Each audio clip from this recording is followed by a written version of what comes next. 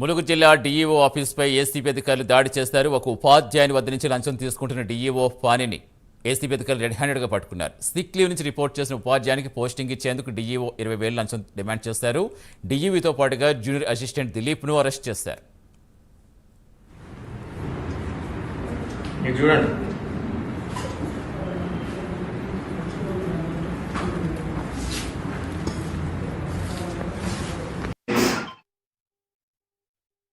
ఫిబ్రవరి మాసంలో లక్ష్మీపురం కన్నాయగూడ మండలంలో పనిచేసే ఒక ఉపాధ్యాయుడు యాక్సిడెంట్కు గురై అక్టోబర్ వరకు ఆయన సిక్లో ఉన్నాడు.